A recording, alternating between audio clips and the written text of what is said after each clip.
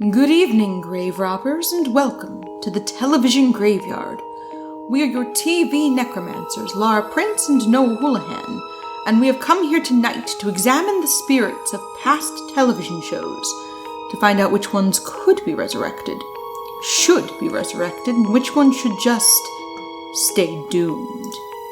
This will be a podcast in which we analyze the history, the hype, and the aftermath of shows that ran only one season, including some that ran only one episode, or barely ran at all, like this one. With me, as always, is TV's Noah Houlihan. Archie! We're Endgame Archie. Are we not doing Riverdale? No, we're not doing Riverdale. I mean, watch the show. It's a shame Riverdale only ran one season. Yeah, of course, Riverdale did one run.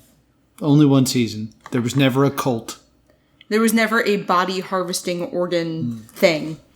Yeah, so we did the 1964 pilot for Archie on CBS. But first, we gotta pour one out. So what do you have this week, Laura? In honor of Pop's Chocolate Shop, the malt shop that does not appear in Archie, but is a very key factor in Riverdale, I made a chocolate milkshake. Just a chocolate milkshake? With 99 bananas in it. There you go. Yeah, so I did that because I wanted to go something classic and old school for Archie. How is it? It's delicious. So I must say, Laura, I'm a little bit disappointed in you in that you chose something outside of the pilot. We're not reviewing Riverdale's extended universe. We're just reviewing Archie from 1964 here. So I have something that's actually from the pilot, because I put the work in here at Stay Doomed. I have a Ben Franklin. That's not a cocktail. Yes, it is. It's a beer. And? It's Ben Franklin would only drink beer. So you're gonna get mad at me for no effort and you're drinking a beer? Mine relates directly to the pilot. Mine's Jughead in the computer. Which sounds like a Riverdale. They would do like a plot line with Jughead like uploading his consciousness into a computer and guiding Betty to solve a mystery. That's season 5, mark my words. It also sounds like an Urban Dictionary sex maneuver. It's like, oh, you should have seen this girl. I totally Jugheaded her computer. I thought about making a sticky maple. Which is also from Riverdale. That sounds delicious. Or Jingle Jangle. Oh, that sounds like a Letterkenny cocktail. It's drugs. And also a delightful peanut brittle from Trader Joe's that they sell during the holidays. Ah, well, Jingle Jangle. Because our Riverdale was just full of pictures of cans of Jingle Jangle. That's hilarious. Yeah.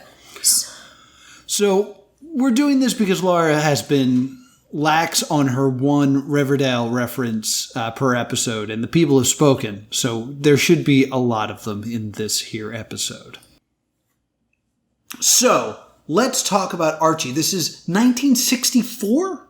Yes. So this is by far the oldest thing that we've ever reviewed, beating, I believe, Turn On, which was our previous record holder. Yes, it does beat Turn On. So this is also our first black and white, I believe. It was not like something that was trendy black and white that we watched, was there? I believe this is our first. Yeah, so we're looking at Archie, which is in fact based off of the comic series. Yes. And we start with Archie's parents. Yep, they're talking over breakfast. And about how lazy their kid is. They got one of them lazy kids. You haven't called Archie yet. He still has almost a whole minute. You know how important it is for a boy to get his sleep. And I know Archie's theory. The best sleep is the sleep you get when you're supposed to be getting up. And they notice a suspicious button with a note that says, when you want me to get up, press button. Yes. And his mother presses it, and it starts this steampunk-esque machine. Rube Goldberg-esque. Yeah. That creates the illusion that he has gotten up. Yeah, it's a recording of him saying it's a beautiful day. Mm-hmm. Then it's rigged up to have his footsteps by knocking his shoes along the floor. Yes. And then it rigs up that his shower turns on. Yes. And then the recording plays him singing in the shower. And in there, it's also his window. Well, what's... Like, his window gets screwed up, and his mom goes like, I've been telling him not to slam that window like that.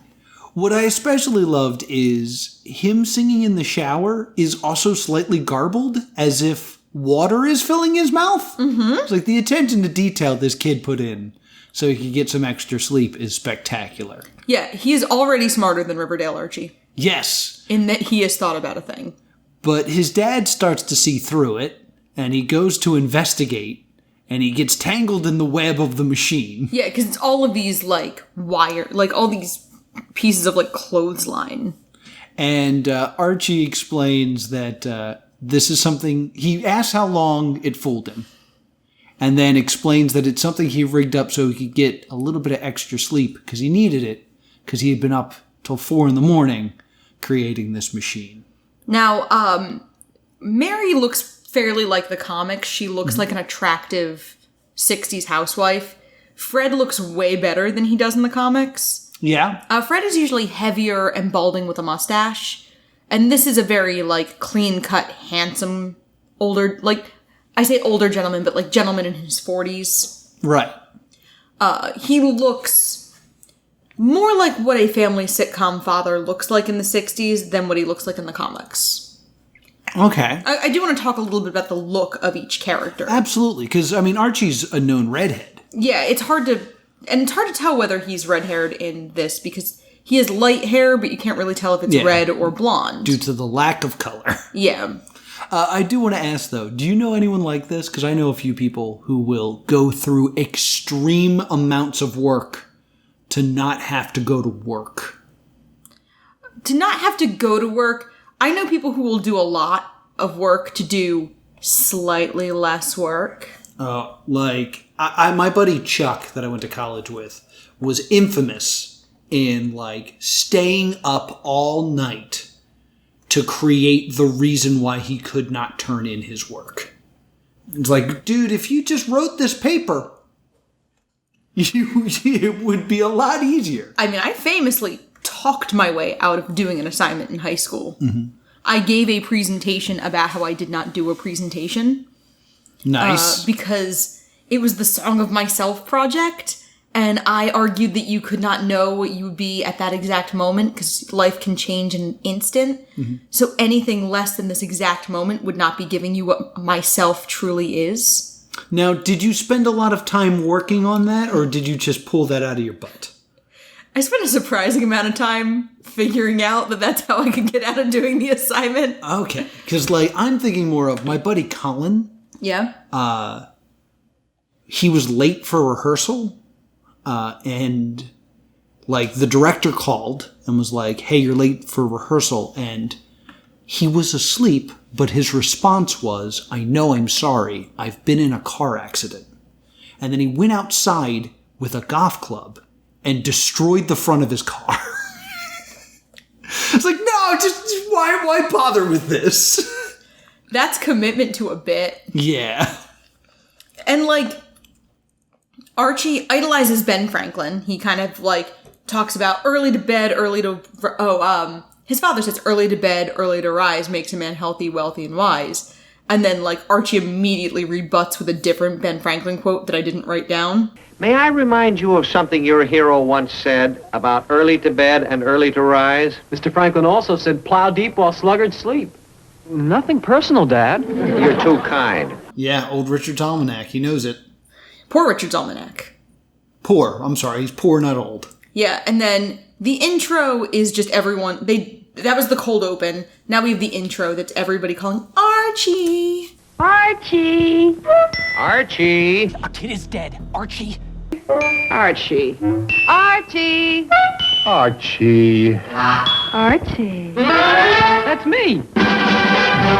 Feels super corny, Yes. but it's very 1960s. Mm-hmm. And then you get, like, a song. Archie, you're never gonna better now. Like a cute, corny little song. Yes. So they're at breakfast now. He's talking to his parents. And he's talking to his dad about how he can't make up his mind between Betty and Veronica. He's supposed to go to this dance. Yes. They don't call it a dance. They call it, like, a meetup party. No, it is a PTA meeting. But they do call it a party. It's a party, but they want, like, the teachers, the parents, and the students all there. No. It's being hosted by the PTA. Oh, I thought that... No, Mrs. Finch is in the PTA. None of the other parents attend. Oh, but there's that whole subplot about who the principal goes with. Well, 'cause ostensibly he would be chaperoning. Oh, okay. So would Mrs. Finch, the PTA president, and so would Grundy, who is a teacher at the school. Okay, my mistake. And Archie is supposed to go to this party with Betty. And Archie's dad's like, yeah, unless Veronica convinces you not to. Yeah, unless that succubus Veronica uses her womanly magic on you. Which, to be fair, how this show interprets Veronica, Fred is not wrong. No. Fred is not wrong here, and he explains the concept of propinquity. How does a man know which is the right girl for him? Oh, don't worry about it. Propinquity will take care of it. Propinquity. Nearness, closeness, proximity. You see, Archie, most men think that they marry the only girl in the world for them. Now, did you ever stop to wonder why it works out that the only girl in the world just happens to live in the next block? Right. And then Mary Andrews comes in and Fred's like, but I did marry the only girl for me. Right. And she just happened to grow up 3 doors down. But explains that teenagers get into relationships based on who they meet. Mm-hmm. Which makes perfect sense because most people are going to meet based on geography. Yes. Like if you're in Philadelphia and your soulmate is in San Francisco, the only way you're meeting that person is if you end up in the good place. Yeah, I mean, it's also the 60s, so there's not like... The internet. Yeah, there's no dating apps here. Yeah, like you're not even going to meet someone who is a slightly different age than you in town. Mm-hmm. You're only meeting people in your high school. Maybe the high school the next town over if you live on the outskirts. Mm-hmm. So then Betty comes to the house, and Mary calls Archie out for not carrying Betty's books, because this is the 60s. Right. And Betty goes, oh, these are Archie's. He left them at my house last night. And they leave, and Fred turns to Mary and goes, he's slipping. Betty didn't hold the door for him. Yeah, kind of establishing that Archie is a douchebag. And my next note is, I've gotten used to Riverdale Betty and modern comics Betty. Yeah. Who has a lot more agency. Betty in the older comics is a horrific doormat. Yeah. They've kind of, in later comics and in Riverdale, she is essentially almost a Mary Sue. Yeah. She is the girl you're supposed to project yourself onto. She's a good mechanic, and she's brilliant, and she's pretty, and she's wholesome, and you're supposed to want to be Betty. Mm-hmm. In this, I think girls in the 60s were also supposed to want to be Betty, but Betty was not a very good character at this time. Well, I think there's also, what they really want is for dudes to project themselves as Archie, because they're like, oh, could you imagine being in that terrible situation? Which one of these attractive women that look identical with different hair colors do I want to be with? They're not identical. They are in the comics. Yeah, I mean, they only know how to draw 3 faces in the comics. Yes. Fair. But in this, Betty is very wholesome. Very Gidget, very Olivia Newton-John in Grease. That blonde, what? It's just funny you say that, because I was going to compare Veronica to Rizzo. That is completely fair. And they are supposed to be the two they're the embodiment of the Madonna horror complex. Yes. Despite the fact that Veronica is really never promiscuous. Veronica in this, she makes a noise, which I think is like the closest you can get to being a promiscuous woman on television in the 60s. Mm-hmm. But she kind of every once in a while does like a and like, ooh, she's like a man-eater. Whoa, whoa, here she comes. Yeah, and we do see other men have an interest in Betty. Yes, and Veronica. we always see other men have an interest in Veronica, especially Reggie. We see Reggie, and Reggie is always canonically interested in Veronica. That's just kind of the thing. Gotcha. That's the dynamic. The only ones we really meet in this are the core four, as Riverdale folk would call them. Jughead, Veronica, Betty, and Archie, and Reggie. Yes. There's other characters alluded to. Mm-hmm. Like, we meet someone who I'm pretty sure is supposed to be Dilton Doily. Okay. But then you have to remember that, like, Kevin Keller and Cheryl and Jason Blossom didn't enter the comics yet. Yes. And I'm not even sure Sabrina's in the comics yet. Yeah, I don't think... And I'm not even sure if we have Josie yet. No, I don't think we do, and... Nor the Pussycats. I think at this point they're not intersected. Okay. Sabrina canonically takes place in a town over from Riverdale. Okay. Even in Riverdale, the show, they take place in towns across the Sweetwater River from each other. But they haven't really crossed over, to my knowledge. So, the next thing we see is Weatherby. And Weatherby is also significantly more attractive than he is in the comics, because he's a very doofy comedy character in the comics. And he's a comedy character here, but they've made him more attractive. Are we talking about the principal? Yes. The clearly mentally ill principal they have? Yes. I'm just explaining the look first. Okay. Weatherby is JD in Scrubs.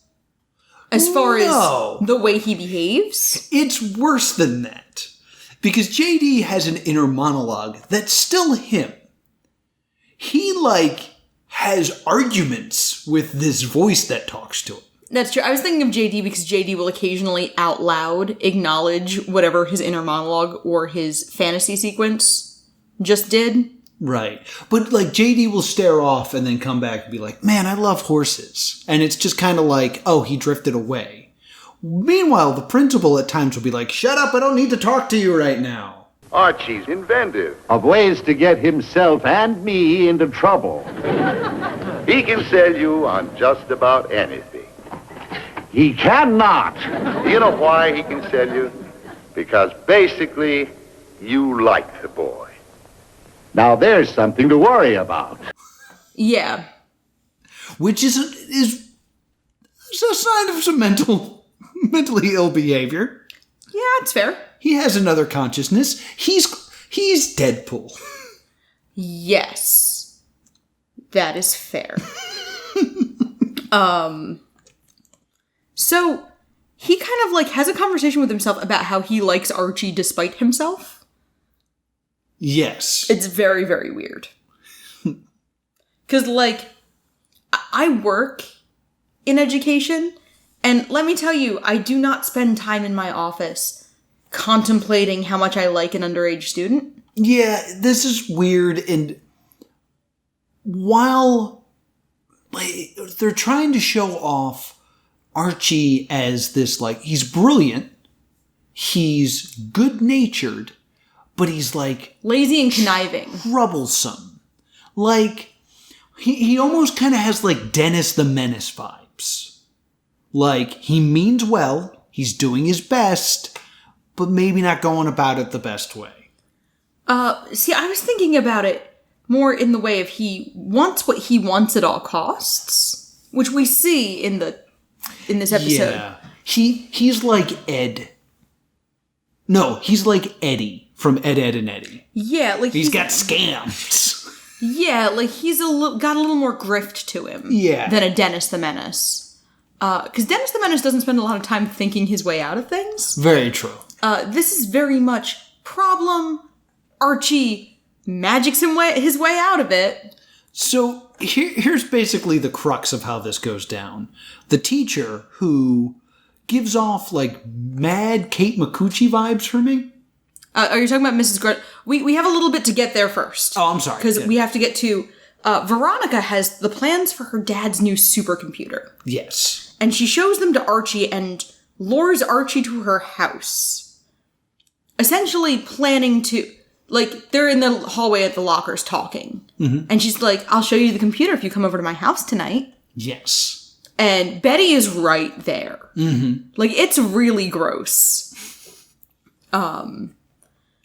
She's clearly supposed to be the vamp like the Rizzo character. Yes. Almost like a Cha-Cha Di Gregorio, for going with the Grease metaphor of she's so blatantly the vamp. She's so blatantly bisexual compared to Betty's romantic. Right. Because that, in the 1960s, I don't know if you knew this, but there were only two kinds of women. Well, there were three. There were non-sexual, non-romantic, the girls you were supposed to marry, and then the girls you were kind of like low-key allowed to sleep with because they were cheap. And then you go marry one of those good girls. Right. And so they set this up, and kind of Veronica is planning to convince Archie to go with her instead. And then we get to the classroom, and that's where we see the teacher, who's Miss Grundy. Yes. She reminds me of Kate Micucci. I don't know why. She doesn't really look like her. She doesn't look like her at all. I get those vibes from her for some reason. That, like, faux mousy... Yeah. And she's like, okay, we're going to start, and I don't want to hear a word from anybody. And then at that moment, Archie gets hit with a spitball and says, ow, and gets thrown out of the classroom. And I wanted to... I love this moment. They're like, Archie, to the principal's office. And then as he's walking out, the entire class goes, bum, bum, ba-dum, bum, ba-dum. Not that song. That's the Vader song. I'm gonna actually jump behind, because you did miss Oh, I'm sorry. I missed a something. really important bit. Grundy is essentially depicted as being an Arrested Development teenage girl herself. Yeah? Because she opens up with talking about this date party, and then mentions she has to go to another classroom for a couple minutes. And kind of just leaves the room full of teenagers, and she's like, reminder, a date party. Now let's have some plot while I'm gone. And so, like, Jughead asks a young lady, and she says no. Which is rare, because usually Jughead is canonically asexual in certain versions of the comics, in the Chip Zdarsky run. Right. And often is not super romantic or super sexual in the comics. He's mostly into, like, hanging out with his friends, hanging out with his dog, and eating food. Yes, eating hamburgers. Yeah, and then, obviously, in Riverdale, he's a romantic character. He's probably the romantic lead in Riverdale. But the actor who plays him was like, I kind of signed up thinking we were going with asexual Jughead. So that's kind of the common interpretation of Jughead in the 2010s, 2020s. Gotcha. Is, in the comics, he tends to be depicted as asexual. So for him to immediately go in a direction where he's asking out a girl feels like they didn't know how to deal with an always single male character. Yeah. Like, they didn't want speculation about Jughead. Well, I'm sure in 1964, he wasn't openly asexual or defined as asexual in the comics. Right. But he was probably that, to use 1960s logic, there were straight men and there were confirmed bachelors back then. They probably didn't know how to write that. Because, to be honest, they didn't know how to write television really yet. And the idea of the confirmed bachelor is that usually consists of being a euphemism for homosexual. They didn't know how to interpret asexuality. The spectrum, as we now know it, wasn't really in popular discourse. Right. Nobody really thought of asexuality, much less like pansexuality, demisexuality. None of that stuff's in the dialogue. You have straight, or as they would have probably said at the time, normal, and then confirmed bachelor. Yes. Which is like the umbrella euphemism for never married. Yes. And there's probably a lot of people under that umbrella. But they immediately have Jughead ask out a hot girl. Yes. And she's like, no, because Jughead's not super attractive. No, he's always wearing that stupid hat. He's not wearing the stupid hat. I actually was going to make that joke. He does. He takes it off in the scene. He doesn't wear it in school because it's the 60s. You're not going to have a kid wearing a hat in school. Because remember that even when we were in elementary school, I remember kids getting yelled at for wearing hats in school. Well, I went to a Catholic school, so I had to wear a uniform. So there was no hats in the uniform. Yeah, I mean, by the time I was in high school, I lived in a lawless land. And as long as you weren't a girl showing a little bit of skin, you were fine. So they kind of have this little tete-a-tete where Reggie asks out Veronica, and she says, no, I'm going with Archie. And Betty kind of does a, bless your heart, dearest, I'm going with Archie. And they argue a little bit over it. And Archie clearly is like, no, girls, don't fight. Well, he says something about, like, either stop being friends or something? Stop fighting over me or stop being best friends? Yes. Which, in today's Riverdale, would have been either fight it out or make out, which is probably what they would say today. Yeah, I mean, Betty and Veronica kiss in, I think, the first episode of Riverdale. Yeah, that makes sense. It's clearly a queer baiting kiss. Like, it's done for the wrong reasons. That's the one thing I did like about the show Riverdale is that they immediately went off from that conflict. Right. There's a lot of issues I have with Riverdale, but I liked that they don't have Veronica and Betty fighting over Archie as the core plot. Right. And so then we have Grundy comes back, and this is where the thing you were talking about comes up. Yes. And he gets sent to the principal's office, and they kind of do all the bum, bum, bum, bum, bum, bum, bum, bum, bum, bum, bum. Your bums were better than mine. Yeah, because mine weren't copyrighted by John Williams. Yes, correct. And we see this thing where basically, this is a weird pull. Okay. Archie does the thing from The Fanatic where all the information that has been given to him in the last, 10 minutes about, computers and working hard and dates being, or not being sure if you were with the right people, all comes together in a beautiful mind moment as he hears the PTA president and the principal having an argument about how no one's going to this party. This is before or after he openly hits on the receptionist. Oh yeah, he super hits on the school secretary. You know, Miss Kenny, if your best girl is the one you spend the most time with, you and I are practically engaged. He hits on the school secretary, and admittedly the line is pretty funny. A little funny, because it's him clearly... It's supposed to be how charming he is, and he's always in the principal's office. Mm-hmm. This is my ship. This is my Archie ship, is the school secretary and Archie. And to be entirely honest, the school secretary is depicted as being fairly young, and based on things at the time, she could have been as young as 19. Well, if I know anything from Riverdale, he's going to end up dating the teacher. And I don't think that's who he should be dating. I think he should be dating the secretary. That's still the most bananas plot to me. The creators of Riverdale did not mean to do a statutory rape storyline. They thought it would be fun and sexy. Mm-hmm. And then when it came out and people were like, she's how old? Because she's 30. Yeah. It's not even she's a teacher just out of college and there's only a 4 or 5 year difference. Mm-hmm. And it's still wrong, but she wasn't in high school when he was born the way it is in Riverdale. Right. And the writers genuinely thought this would be a fun, sexy twist. Mm-hmm. And then they had to write her out pretty quick because people were like, that's statutory. Yeah. Nobody thinks this plot line is cool. This is gross. Oh, we screwed it up. How can we do this? Well, maybe they both got drunk. Yeah, that's what it is. She gave Archie a bunch of booze. No, that's not good either. Well, they just kill her off. I know. Let's just kill her. They make her she moves to another town. She's grooming another person and gets killed while grooming another kid. That is literally how her story arc ends. Yep. And she's killed by ostensibly Betty's dad. Huh. Yeah, that's spoilers for Riverdale season 2. Betty's dad's the Black Hood. Huh. Cool. Oh no, it only ran 1 season. This is the speculated season 2. But Mrs. Finch and Weatherby are arguing because there's these parties and only the popular kids go to the parties. The bashful kids. This is the euphemism they use for the nerds. They say bashful like it's a disease. Yeah. You gotta understand, this poor child is bashful. He's gonna die alone in his basement.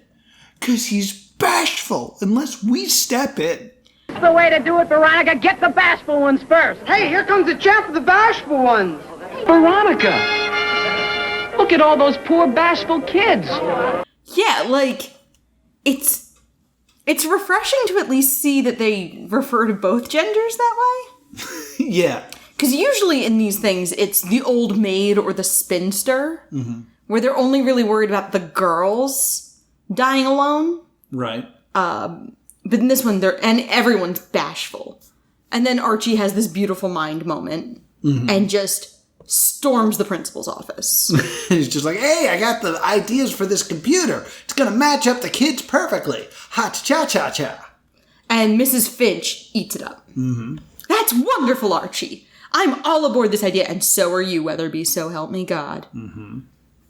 So the next thing we smash cut to, Archie is like a ringmaster on a stage that they've, I guess, built in 0 time. Betty and Veronica are in their cheerleader costumes, which are very 60s cheerleader costumes. They're sweater girls. Are you familiar with that trope? Sweater girls? Mm-hmm. No. In the 50s and 60s, when they couldn't show super revealing clothing on women, their way of getting around it was to show tight sweaters. Oh. That didn't leave much in the chest region to the imagination. Interesting. That's why you can actually look up, like, sweater girl as a trope. Huh. I believe Jane Mansfield was very famous with it, and that's why, like, bras at the time were actually kind of built to emphasize what you would see in a sweater, because it's what they were, that was the good girl's way to show some, show the goods. Yeah, like, it was something you could do while still keeping up the image of being wholesome. Interesting. Like, I don't know if they would have bothered if this was just going to be Veronica, but because they were also depicting Betty this way, they had to make it something very, very wholesome. Right. And Veronica is much more clearly an antagonist in this. Yes. Like, we are clearly supposed to be rooting for Betty, who punches Archie in the mouth. Well, I don't think you explained why yet. Yeah, but he deserves it. Basically, Archie's going to get this computer. Everyone's filling out these cards, and then they're going to feed them to a computer. The computer's going to give you your perfect match. But Archie is getting the computer from Veronica. Right. And Veronica basically says, yeah, I'll give you the computer, but you got to go with me and not Betty. And he's like, all right, fine. So he tells Betty, and like they kind of go into the corner of the screen. Archie's like behind a tent, so you can't see him. And Betty clocks him. And I laugh hysterically. Yeah. Because it's this idea that this is like the only power socially Betty has is to punch him in his face. And like storms off.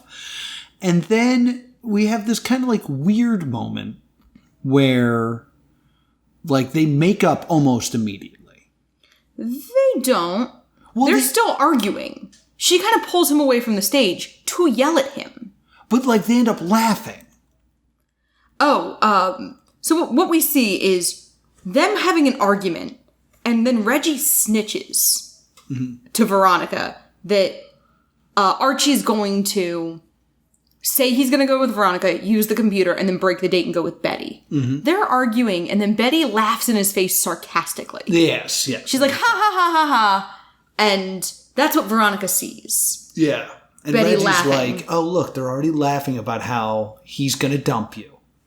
So now it's Veronica's turn to take Archie behind the tent and just clocks him.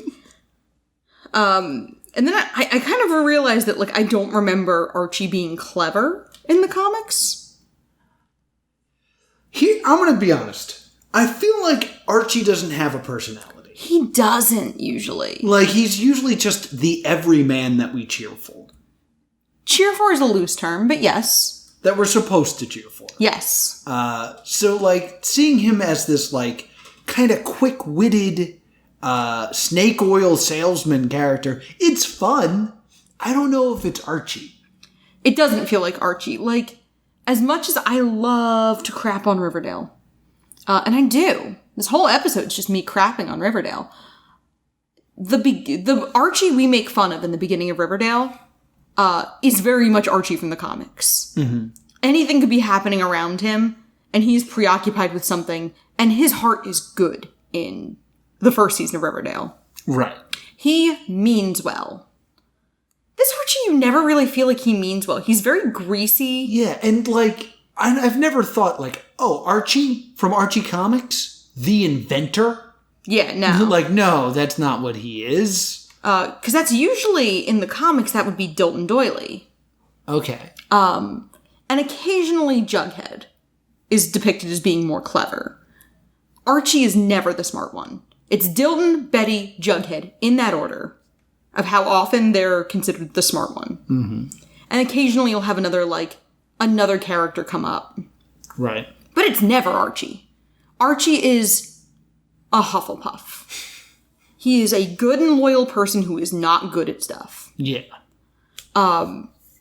So seeing him like connive and scheme is very weird. Mm-hmm. Seeing them make him into like the rascal, right, is very strange. So they can't get the computer because Veronica's mad at Archie. Yeah, because now he has no woman and he has no computer, and he has a lot of promises he's got to keep up. So they build a computer out of plywood. Yes. And put like bells and whistles on it.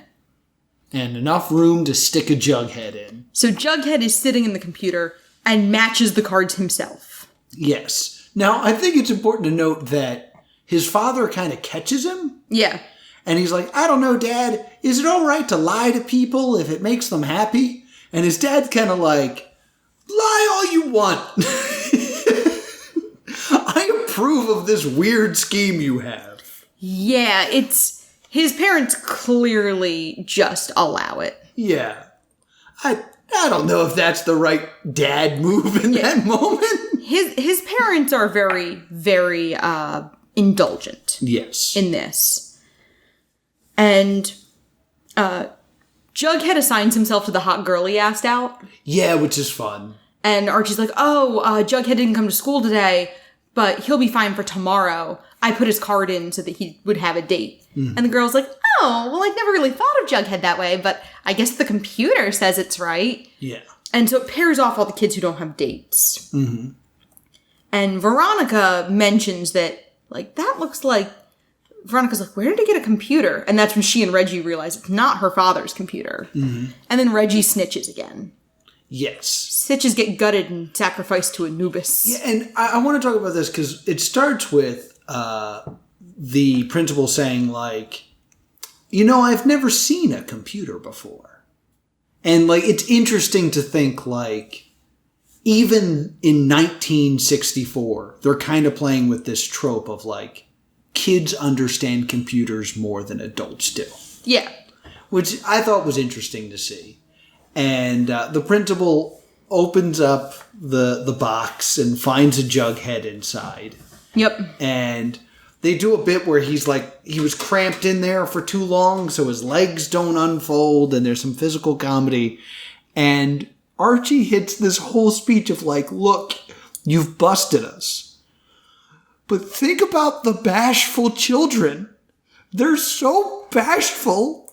And now, for the first time ever, they have dates because of me. Believe in the noble lie, like he's Plato. Yeah, like he is selling it as like, if you want to go out there and... he like shows Weatherby out the window. All the socially awkward kids talking to someone from the opposite sex. Like, look, I made this. None of these hopeless losers would have ever gotten any tail if it weren't for me. Mm-hmm. And Weatherby's like, okay. And so we get to the party. Betty and Veronica, despite only losing their dates like on Thursday for this Saturday party, Betty and Veronica work quick. Oh, yeah. Well, did the machine help them or no? No, they didn't do it. Okay. They didn't need the machine, was the implication. Because they're not bashful. Yeah, that Betty and Veronica can get it. Mm-hmm. And Jughead's date works out.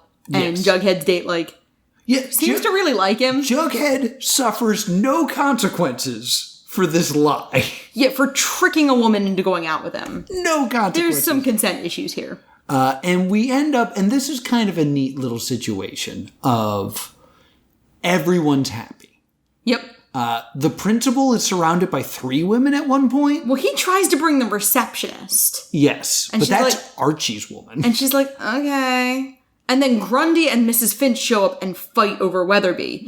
And if you notice, the receptionist is like, all right, bye. I'm out of here. Yeah, the receptionist, they have relieved the receptionist of Weatherby. So it's this interesting situation of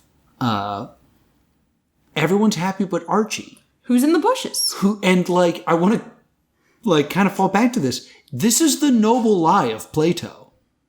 There is a lie that makes everyone happy, but those who know the lie, Archie, do not get the spoils of it. Yes. So I doubt that they were like, ooh, this is very, Plato's Republic right now. But it's something I noticed. Yes. And Archie's in the bushes, and he's kind of monologuing about how he's kind of bummed. But he's not alone in the bushes. If you look really close, you can see the distinct shimmer of the Predator. And the Predator comes out, rips his spine out, and puts it up on the trophy wall. And it turns out this is the setup for Archie versus Predator. Yeah, I know. This is 20 years before the Predator movie comes out. It's foreshadowing.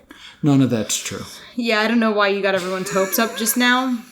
I love that the Archie versus the Predator is a comic. So I wanted to bring it up. It's not the Predator. It's Gretchen? Mildred. I knew it was one of those old-timey names, yeah. And Mildred never filled her card out because she was too shy. Or she filled out her card, but she was too shy to take it in on Friday. Yeah. She was too bashful to come to school. She's terribly bashful. And then Archie is slick. He goes, oh, well, no wonder my card didn't match with anyone. I think my card was supposed to match up with you. And she's like, I'm going to go home. And he goes you don't want to ruin my evening, do you? Yeah. Which is manipulative. Which is something a guy says right before you rape somebody. Oh my God. That is a date rape comment. Oh, come on, babe, I bought you dinner. This is date rapey AF. Yeah, surprise. Archie is the Predator. Kind of. This is that very, manipulative, oh, you could go home, which is what you wanted to do, but then it would ruin my night. Or you could pay this debt that's not really a debt. Yeah, so she goes with him, and that's the end of the show. Archie! My date rape Mildred. Oh, shit. Which, I want to point out that had this gone to series, and this was episode 1, we probably never would have seen Mildred again. Yeah. The next episode would have just been right back to being fought over by Veronica and Betty. Yeah. Clearly there were going to be girls of the week. Yeah. So that's Archie. Yeah, and I think one of the reasons this fails is because Archie isn't like the comic character. Right. He's not the Archie that we know and love. Mm-hmm. He's this, kind of gross D-bag Archie. Do you mind if we divert for a little bit and play a little fun game? Sure. Can you rewrite this episode of Archie as an episode of Riverdale? Oh, God. Well, Mildred's 40, and she's an FBI agent. That's a real plot point. No, I'm with you on this. So, Mildred is 40, and she's an FBI agent, put there because Archie has been doing suspicious activity. Mm-hmm. Or, no, probably to watch Veronica, because Veronica's father, Hiram Lodge. Did you know my father, Hiram Lodge, they're watching her to make sure she's not in the family business. Mm-hmm. So Mildred is secretly 30, but she joins the River Vixens to keep an eye on Veronica. But Veronica goes with Reggie, because that happens in this one too. Mm-hmm. Betty's with Jughead, and so Archie doesn't have a date for the dance, but he doesn't know whether he can go because it might be a football practice or it might be the talent show, because all these things are going to be the same night because of Riverdale. And also, a serial killer is stalking him and kills off a random girl we never see again. All right, okay. That's pretty good. Who's the rich girl from Riverdale? Veronica? No. Like the red-headed... Cheryl Blossom. Cheryl. Okay, so this is my version, all right? Okay. Cheryl Blossom, through her rich powers, gets a new computer that's like this special AI. Let's actually say it's a robot person. It's an android. Yeah, she uploads her dead brother's consciousness into an android. Because she, last season, was just hanging out with the corpse, so that's not that far off. Okay. And this also has the power of, like, matchmaking. So he sets up this, like, Batman gambit to get everyone to go to this dance. Yes. And he's setting up all these perfect pairs. But there's no one for Archie. And Archie's kind of, like, crushed. But Betty finds someone and Veronica finds someone. Or Betty's with Jughead and Jughead's kind of not into it. And, Jughead's super into it in Riverdale. True. And then we see the android, kind of like slip something into the punch. Mm-hmm. And then he goes and like plugs into the school's like mainframe. And whatever's in the punch is like an aphrodisiac, and all the kids are getting like way super into it and Imagine Dragons plays. And because he's hacked into the system, he's accessing all the cameras and he's broadcasting it out, and they're making a bunch of money on this like cam site. Okay, how much of Riverdale have you watched? Not a lot. Because a lot of this is disturbingly close to stuff that happens in later seasons. There is a sex tape scandal. Betty is briefly a cam girl. And there is something in the water supply that affects all the women. I'm nailing this. Yeah, it's actually a little terrifying. But since Archie doesn't have a date, he just kind of plays guitar in his room, and he writes a country music song, and he tries to have a country music career. The first season of Riverdale is hilarious purely because Archie's in a different show than everybody else. Yeah. Like, Archie's in One Tree Hill and everybody else is in Twin Peaks. Well, like, that's what I said. I think we, or at least you, would have continued to watch this show if every episode Jughead and Betty dealt with a cult or Satan. And at the exact same time, it's Archie like, I have a pimple and the show's tomorrow. That's literally the first season of Riverdale, which I love. I know, and they lost that bit. It should have always been Archie, like, with a tiny high school problem. While, like, oh, there's a plague. Yeah, they lost me when Archie got sent to prison and mauled by a bear. Yeah, see, that's a problem, Archie. That's 100% a Jughead problem.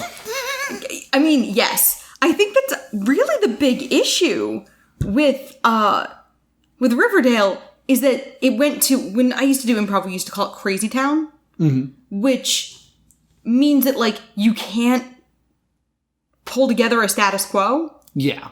There is no returning to the status quo. Riverdale's beyond redemption. Mm-hmm. Like, these 4 to however many lead characters are ruined for life. They will be in therapy forever.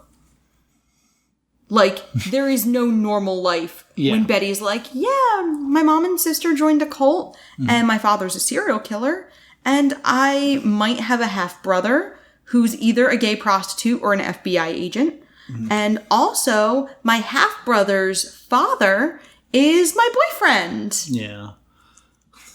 This has been a great session. Archie's here now. Archie, what's your problem? Josie won't return my phone call. Still the best scene in Riverdale Season 1 is when Val breaks up with Archie. And, like, even the soundtrack is happy for Val. Because Val breaks up with Archie, and then the song that plays after is super upbeat as Val walks away. And it's almost, and we don't see Val again, and it's almost like she's just going to a better series. Yeah, she just escapes Archie's bullshit. Well, Josie does that. Josie goes to another show. Yeah, oh my god. They only only ran one season. Really? Josie's the second lead on Katie Keene. Oh, okay. It's on the list. Yeah, we have to wait until it's somewhere where we can watch it for free. Yes. Yeah. Anything else about Archie we need to talk about before we give this guy a verdict? No. No? No. What are you saying? I think it's a stay doomed. Yeah. Because it's not Archie. Okay. Because Archie doesn't work right if Archie is a troublemaker. Okay. Is Riverdale Archie? No. All right. Riverdale starts off very similar to the mid-2010s Archie run. But then takes a hard left, but doesn't take a hard enough left. Right. Because there's been a lot of fan groundswell that has wanted them to do Afterlife with Archie, which is the zombie Archie. What? I thought that's just when Archie died. I didn't know that they break out the Necronomicon. Oh, there's this whole zombie arc with. Cool. No, there is like there is a timeline in the Archie comics where he marries. He is murdered protecting Kevin Keller from an assassin. Kevin Keller, I believe, in this timeline is president. And so there's those comic books, and then there's like, there's the aftermath of his death. But Afterlife with Archie is actually like a horror comic. Oh, I didn't realize. Yeah, and the 2010s, they did some really interesting things with like Afterlife with Archie, The Chilling Adventures of Sabrina. Predator. And they did these fun crossovers like Archie meets the Predator. I think he meets Deadpool at some point. I believe he does. Or the Punisher. I think it's the Punisher. Yeah, Archie meets the Predator. Again, that's when we see Betty is the next smartest person. Because I believe Dilton dies horribly. Fun. Yeah. Oh, everyone does. I think Archie also dies horribly in Archie versus Predator. Yeah, it's not much of a fight.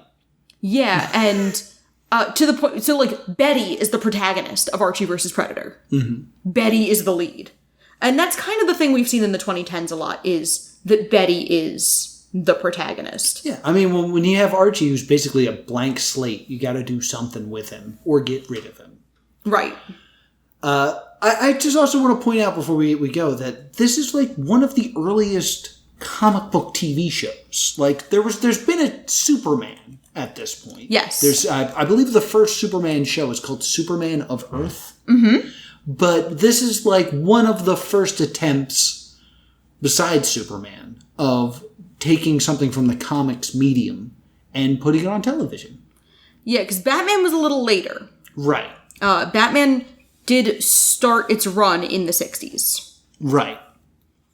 So in 66, I'm sorry. 66. Yeah. So 2 years later. Now, there were other things based on comic strips and comic books. There was a Little Abner musical. Right. And that was in the 40s, and then had a movie in the late 40s, early 50s. Oh, wow. That I've seen. It's a very, very weird thing. It had the main movie for Little Abner was 1959. There was a TV series, but it was after Archie. Okay. And it was only an unsold pilot. Interesting. In the 60s. Maybe we'll take a look at that. I keep saying well. the 60s like it's not the decade we're talking about. Right. In 67. Interesting. All right. I am going to give this a stay tuned. Okay. I was delighted by this. I think it's been so long since I watched just like a sitcom. Like something where the stakes are super low. So like if something goes wrong, it can just be funny and not like matter. It was great to watch something low stakes, I think. Yeah, I think I find it too sexist to enjoy. Yeah, there's some problems. But like, if this had been a full series where it was just Betty and Veronica fighting over this kind of trash person, I'd totally watch it. It's good fun. Ugh. So I'm giving it a stay tuned. I super enjoyed it. I would watch more if it existed. Alone. Oh, yeah, fine. I think we need to include more older stuff in the future. Okay. Because I had a great time with this. I think one of the things that we don't do older shows is they used to like mass produce old shows. So there's not a lot of short running old shows. Right. I can't think the last thing I watched with a laugh track. Ooh. For me, it was probably like a Frasier rerun. Yeah, like maybe a rerun of like Friends or Seinfeld or something. But it was kind of nice to kind of just be like, to be engaged and kind of shut off and be like, it'll tell me when to laugh. I had a great time. All right. So, what are we watching next week? Next week, we are watching, because we were talking about Escape the Night, and how it was very similar to a show that aired on Fox Kids Saturday mornings, and that's Moolah Beach. Moolah Beach. We'll be watching Moolah Beach. And speaking of comics, I want to just get this out here now. Very soon we will be doing The Eighth by Adam Lawson. It is a one-arc comic book series. We'll be just covering the first 2 books of it. Okay. It's not all out. But that's coming at the end of August. So get your copies of The Eighth. It's an Adam Lawson project. It's the guy that, along with Joey Garcefa, created Escape the Night. He's also credited with writing Escape the Night because he did write the scripted parts. Yeah. Which Joey, for obvious reasons, could not be part of because he couldn't really know what was happening. So get excited for The Eighth for a very exciting special episode of Stay Doomed. Where can people find us, Laura? You can email us at thestaydoomedshow@gmail.com or on Facebook and Twitter at Stay Doomed. And if you have your own Riverdale version of this episode of Archie, send it over to me at +2 Comedy. If you would like to talk about the gender dynamics of Archie's comics, which, trust me, I can go all day, I'm at Stay Doomed. Until next time, stay doomed.